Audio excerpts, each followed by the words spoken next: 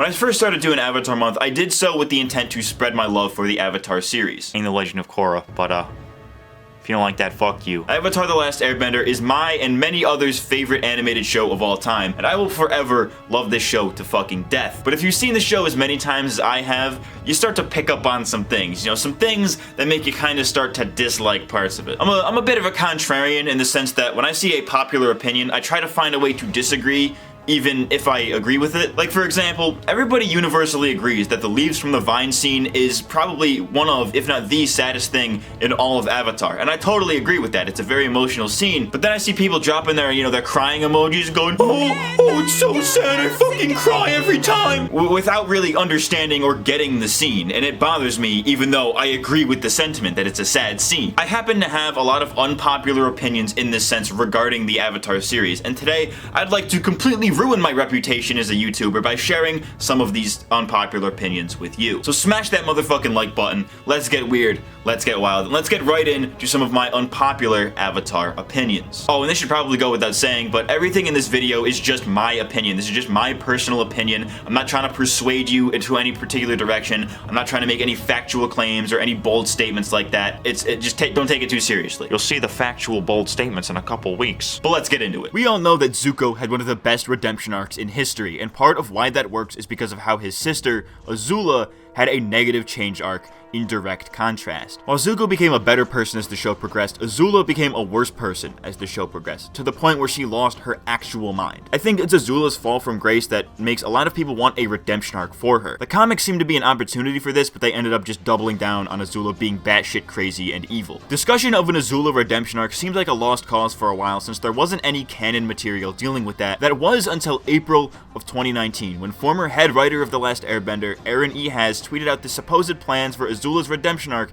in the rumored 4th season of Avatar. I am not sure why he said this, since Mike and Brian have confirmed on multiple occasions that season 4 was never in development at any point, nor was it scrapped for the movie like a lot of people think. And you'd think that the head writer would know this with how closely involved he'd been, but perhaps he was just spitballing on his own time. Anyways, E. Has said the following: I always intended for Azula to have a redemption arc in the story of Avatar The Last Airbender. Longer and more complicated than Zuko's. She had not bottomed in the end of season 3, she had further to go. At the deepest moment in her abyss, she would have found Zuko. Despite it all, her brother Zuko would be there for her, believing in her, sticking by her, doing his best to understand and help her hold the pain that she can no longer hold alone. Zuko, patient and forgiving and unconditionally loving, all strengths that he gained from Uncle Iroh. And I always imagined that after coming out the other side, she would be one of those people who hilariously overshares her own feelings all the time, and that she would be a bit over-apologetic. Like a Canadian version of Azula. My first unpopular opinion of the day is that I disagree with all of this. It's not an inherently bad idea, I just disagree with it. I don't believe that Azula should have had a redemption arc, and I'm not saying this because I dislike the character or anything. In fact, quite the contrary, I actually quite like the character and how she devolves over time, but giving her a redemption arc would have been a little bit much if you ask me. I know a lot of people really wanted me to do that Azula video, and this is probably the closest you guys are gonna get. If we look at Azula's history, we see exactly why she turned out the way that she did, and it's why I don't think a redemption arc for her would have worked. Both of their parents picked favorites. Ozai showed clear favoritism towards Azula, while Ursa didn't really show favoritism towards Zuko, but she did give him special treatment. I could sit here and complain how our mom liked Zuko more than me, but I don't really care. This parenting resulted in Azula's superiority complex, her knack for manipulation, her downright sadism, all of which would get progressively worse as the series went on, coming to a boiling point in the final episode where she loses to Katara and Zuko and completely breaks down mentally. Of course, I'm leaving some stuff out here for simplicity's sake, but you get the picture. In Ehaz's proposed redemption arc, this would not be Azula's lowest point. She would end up going even lower than this somehow. To me, that would undermine this scene completely, because one, how do you possibly go lower than a full-on mental breakdown? I mean, I haven't had any experience with severe mental breakdowns of this caliber, so maybe I'm out of line in saying this, but how do you possibly go lower than a complete mental breakdown triggered by losing everything you've worked for, being absolutely humiliated by someone you deem lesser, and having hallucinations that drive you off the deep end? Again, I'm no expert, but if that's not rock bottom, then I don't know what is. And the second reason a redemption arc would undermine this scene is that it would defeat the purpose of Azula's fall from grace being a tragedy. This is more of an issue with the idea of the redemption arc in general, but having a negative change arc, a tragedy, doesn't work when you build that character up as a completely different person, especially when you've established that that character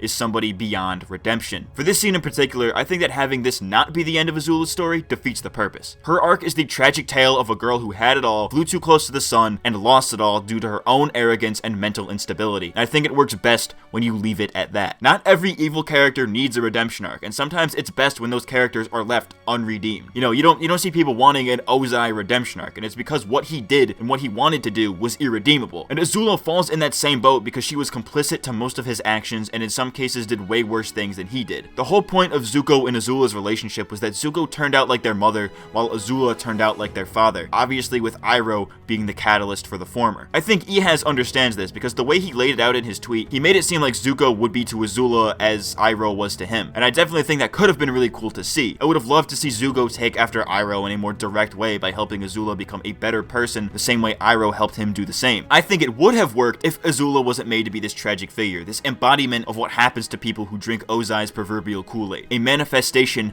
of what Zuko could have been without Iroh's guidance. A redemption arc, I think, ruins that because instead of having Azula be Zuko's worst case scenario, she instead just becomes Zuko 2.0. Again, I think it could have been pretty cool for Azula to have a redemption arc if her ending in the series wasn't as drastic. What the comics did with Azula is, I think, more in line with where the series left her, so it makes sense to me that they went that route instead of doing yet another redemption arc. Rewatch this video and take a shot every time I say redemption arc. I guarantee you'll be dead by the end of it. This next one is probably going to be the take that pisses people off the most in this video, but as bad as The Legend of Korra Season 2 is, I kind of like it. I'm not saying this season was good. It's definitely the most flawed season of Legend of Korra, even though I think there's a lot of unwarranted hate towards that season in particular. I think it's actually fine. Most people just hate on it too much. But for me personally, there are a ton of things that this season does right that nobody acknowledges, and I feel like people don't give it enough credit for. For starters, let's talk about the Avatar state. I think that this season handled the Avatar state very well. A slew of production issues resulted in the very rushed ending of Season 1 where Korra gets the Avatar state given to her, which obviously didn't resonate very well with many fans, but Season 2 tries to fix this mistake by having the Avatar state be somewhat of a focus for the season. I know it's titled Book 2 Spirits, but it's more about the Avatar state than anything else, which I guess is somewhat fitting since Rava is a spirit. Korra did not work very hard at all to gain access to the Avatar state, so it makes perfect sense that she wouldn't really respect it or use it responsibly at first. The end of Season 1 teaches Korra what her true purpose is as the Avatar. She knows what she has to do, but she has zero respect for the power she must use to do it. This is demonstrated in the first episode of the season, where Korra abuses the Avatar state to win a trivial air scooter race and is scolded by Tenzin for doing so. She goes into Season 2 with the mentality of, I have the Avatar state and nobody can defeat me in the Avatar state, which is proven wrong by the end of the season, where she not only lost in the Avatar state, she lost the Avatar state itself and her connections to her past lives, two of her most useful abilities as the Avatar, but also the two abilities that she relied on the most. Whenever she had a problem, Ask Aang was usually a solution. Granted, she never usually went through with it, but it was always an option that she had. What would Aang do was a question that was often on Korra's mind, considering how contacting her past lives was always a goal in Season 1. In Season 2, she knows that at any time she could contact her past lives for advice and that she could use the Avatar state to get out of most situations. Once she is separated from Rava and the connections to her past lives severed, she's basically on her own. She became an avatar that can't rely on other avatars, much like Wan, and she learns that she doesn't need to rely on her past to shape the future. She still comes out of this season with full access to the Avatar state, and much like her bending in the season prior, it took her losing the ability to truly respect it, except this time, she actually earned that by fighting to get it back. Another thing that Season 2 did very well in my opinion was how it handled wartime propaganda. Given that the main focus of Season 2 was spirits and the Avatar state, it's a bit baffling why they would add a bunch of stuff that doesn't really relate to that, like the Civil War, the conspiracy around the Civil War, the propaganda films. It's more or less all irrelevant to anything else going on in the season, to the point where it all feels very disjointed. The Civil War was made basically to be a catalyst for what Unalaq was trying to do. It's not very good, but I kinda like it. Wartime propaganda was also a thing in The Last Airbender, and it's done wonderfully there when it is done, but I think Legend of Korra expands upon this in a very interesting way. The propaganda shown in The Last Airbender was never really a major focus, save for a few notable instances, but it was made very clear that the Fire Nation was very adept at doing it. They did so through censoring the history books, through theater, through pride celebrations and festivals, all of which are ways to indoctrinate people without them knowing that you're indoctrinating them. The Legend of Korra takes this a step further by not only dedicating an entire half a season's B-plot to it, but also by showing how the technological jump between the two series changed the way propaganda works in the Avatar world. There are propaganda films and radio dramas, conspiracies on both sides of the conflict, and in Varric's case, straight up bribery and blackmail. We've got Nuktuk, hero of the South, and though those scenes were kind of cringe, they are very accurate to the old propaganda films that they are based on. They portray the Southern Water Tribe as the heroes of the conflict, persuading people to support the South, and the Northern Water Tribe is further demonized when Varric frames them for the bombing of the Southern Cultural Center. Of course, this was a conspiracy by Varric to get President Raiko to help the South, thereby helping Varric profit off the war since they would be buying his weapons. You get the picture. There are a lot of great ideas represented here. We've got propaganda, war profiteering, conspiracies. It's the full package. And I think the only reason this Civil War storyline is so hated was because they built it up in the first half of the season to be this very important plot thread for the season, only for them to push it to the B plot halfway through. A lot of that goes to the poor pacing of the season, but it was a fantastic idea that I wish they expanded upon more. And the last thing I'll talk about today that I think season 2 did well was how it handled Aang's legacy. Many people seem to think that the Legend of Korra ruined Aang,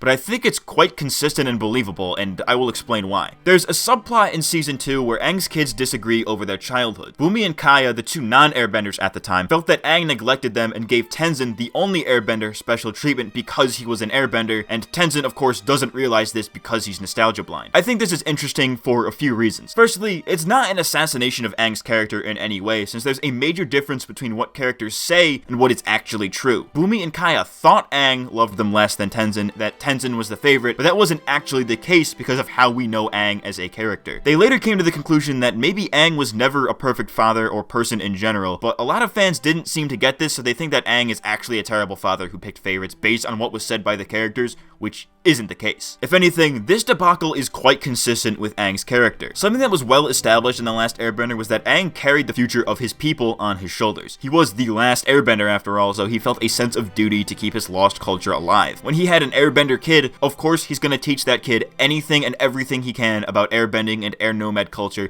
to pass down the knowledge of his people. Aang may have given Tenzin special treatment and father-son road trips with the other kids left out, but Aang wouldn't do that because he loved one kid more than the other. In fact, Aang loves all beings equally. That's his nature as an airbender, but he had a specific job to do with teaching Tenzin about airbender culture. It was something that was done out of necessity and a sense of duty to the culture, not out of disdain for his non-airbender kids. This is an idea that I think often goes overlooked, and to me is one of the highlights of this season's subplots. Well, if there's one thing that's gonna get me more hate than saying positive things about The Legend of Korra, then it's probably saying negative things about The Last Airbender. As much as I love The Last Airbender, I have to admit that season 1 can be a little bit hard to sit through at times. That's not to say that it's bad or anything. In fact, I don't think that there exists a single bad episode of The Last Airbender. Even the episode that we all agree is probably the worst episode of the series, The Great Divide, is still a good episode at its core. It's not that season 1 is bad, it's that it's the most inconsistent season, which makes it a little hard to sit through for me. What I mean by this is that the first season was not as focused on serialization as the other two,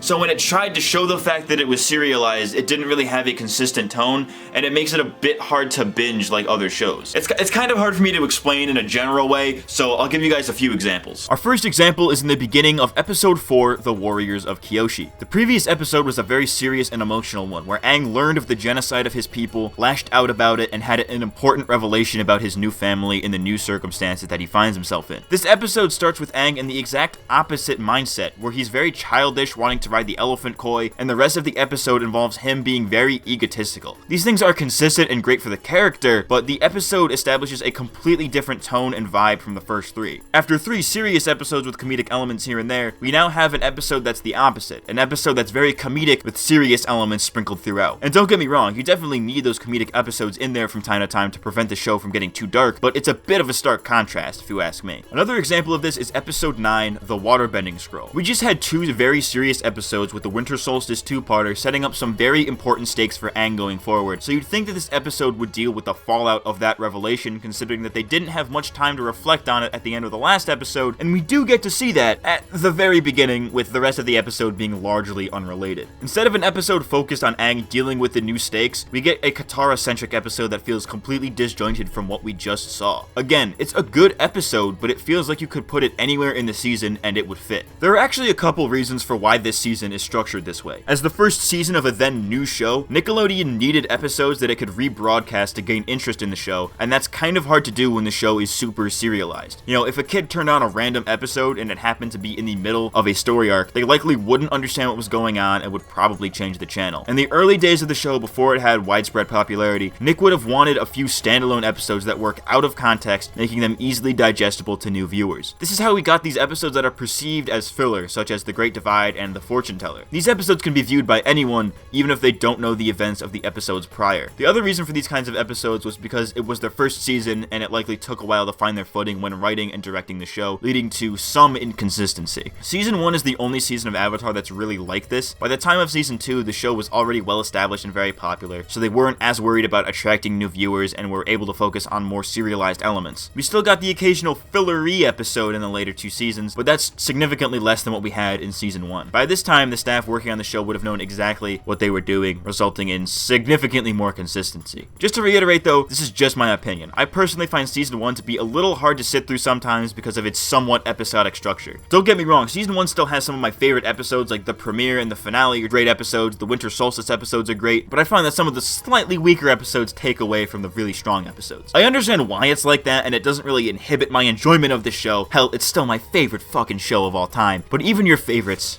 have problems with them. Well, if I haven't lost you all by now, then that's gonna be the end of this video. I hope you all enjoyed my terrible Avatar hot takes, and if you did, then please drop a like in this video. Leave a comment below with your unpopular opinions regarding Avatar, because I would genuinely like to know what some of your hot takes are, and if your takes are bad enough, they might just be in a video. I don't know about that one, Chief. And again, this is just my opinion, so don't take it personally if I said something that you disagree with. This is just my opinion. I'm not trying to persuade you or anything like that. Just take it easy. But that's all for this video. I've been MattCMG. I'll see y'all next week. Thanks for watching.